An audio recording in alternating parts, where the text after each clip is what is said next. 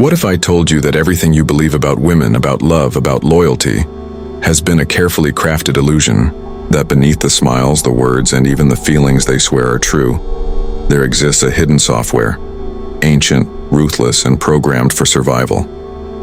Tonight we tear away the mask and expose the truths women never want you to know. Truths that once seen cannot be unseen. Somewhere in the world, a clock insists on marking an hour. A calendar strives to name a specific day in a specific year. But that is the tyranny of the surface, the illusion of linear time. Here in this space, we have stopped that machinery. Outside, the world continues on its course.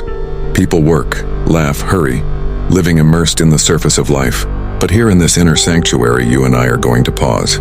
We are going to disconnect from the noise and embark on an expedition into the depths to a place that is dark, cold, and dangerously honest. Our guide on this descent will be the most brutal of philosophers, the surgeon of the soul who never used anesthesia, Arthur Schopenhauer. And today's expedition has one objective: to unveil what women do not want you to know about them. Listen closely to the title. It is not what they do not know. It is not what they hide out of malice. It is what they do not want you to know. And they don't want you to. Not because of a conscious conspiracy, but because the revelation of these truths would shatter the social theater in which we all participate. It would destroy the romantic script that culture has sold us and that they too have often bought on a conscious level. These truths are uncomfortable for them because they paint them as biological. They are dangerous for you because if you do not understand them with the depth they deserve, they can turn you into a cynical and resentful man. But Schopenhauer's dark philosophy is not for the weak who seek an excuse for their bitterness. It is for the strong who seek freedom through truth. Today we will not complain, we will understand. We will analyze the machinery, the primal software that operates beneath the surface of the female psyche. Because only the man who understands this software can stop being frustrated by it. Only he can stop playing a game of chess with made-up rules and start seeing the true and ruthless chessboard of nature. And only he, armed with that clarity, can navigate the world of relationships not as a victim but as a sovereign. Secret number 1. Her love is a biological contract, not a spiritual vow. The hidden secret is what she calls love.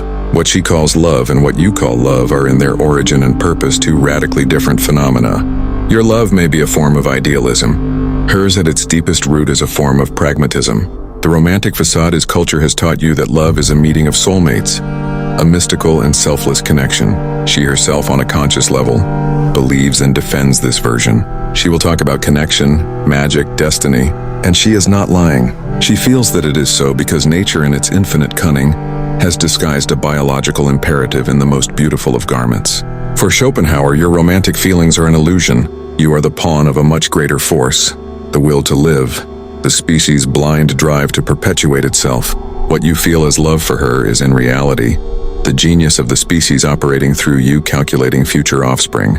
But here is the raw truth she doesn't want you to know. Schopenhauer would argue that in her this drive is even more direct and powerful. As the bearer and primary caregiver of offspring, her biological software is obsessed with a single mission: to ensure the maximum probability of survival and success for her children. Therefore, her love is not just an emotion. It is a biological investment contract with invisible clauses. When she chooses you, her instinct is not signing a poem. It is signing a contract whose invisible clauses include security, protection, resources, stability, and status. Not because she is a gold digger, but because each of these elements is a crucial variable in the survival equation of her lineage. You believe she fell in love with your soul, your kindness, your jokes. And while those matter, deeper instincts shape her attraction. The day that perception changes, if you lose your job, if you show prolonged emotional weakness, if you abandon your ambition, it doesn't matter how much she loves you, you will feel the ground beneath your feet begin to tremble. It's not that she is a bad person. It is that to her instinct, you have violated the fundamental clauses of the biological contract. Affection may remain, but respect and desire begin to crumble away.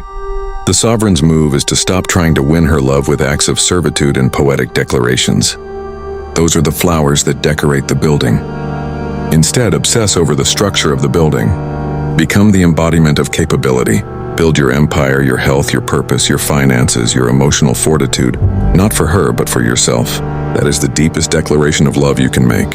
You must understand that the greatest declaration of love from nature's perspective is not an "I love you," but a silent and constant demonstration that you are a competent man, a safe harbor in the storm of life. She doesn't need your poems as much as she needs your strength. Secret number 2. Her mind is an instrument of survival, not abstract truth. The hidden secret is that her mind is designed to master social reality. Her mind is not primarily built for objective truth, but for the mastery of relationships and survival. It is a tool of relentless pragmatism. The romantic facade tells you that we all seek truth and honesty. You expect her to value brutal honesty and to engage in logical debates where the best argument wins regardless of feelings. But Schopenhauer observed a profound difference in the orientation of men and women toward truth. Men can get lost in abstractions. Philosophy, pure science, art for art's sake. Women by nature are anchored in the concrete and practical. Her genius lies not in abstract logic, but in applied psychology. She doesn't want you to know this. She is by nature an infinitely more astute psychologist than you are. Her brain is wired to read subcommunications, to detect incongruities between words and body language, to track hierarchies. She focuses not on the content, but on the context, emotion, and intention. While you care if a statement is true, she cares if it is useful. Useful for maintaining harmony, strengthening bonds, or protecting emotional security. Therefore, a truth that threatens connection is to her system a dangerous truth, while a pious lie that maintains stability is a good and necessary tool. Her instinct values relational survival over pure logic. The warning for the modern man. You will stop being frustrated in arguments with her the day you realize you're not playing on the same field. You are trying to win a debate. She is trying to manage a relationship. When you ask for brutal honesty, she hears, "Give me a weapon to destroy us with." When she withholds truth, it is not necessarily malice, but instinct. She acts as the minister of internal affairs in the relationship.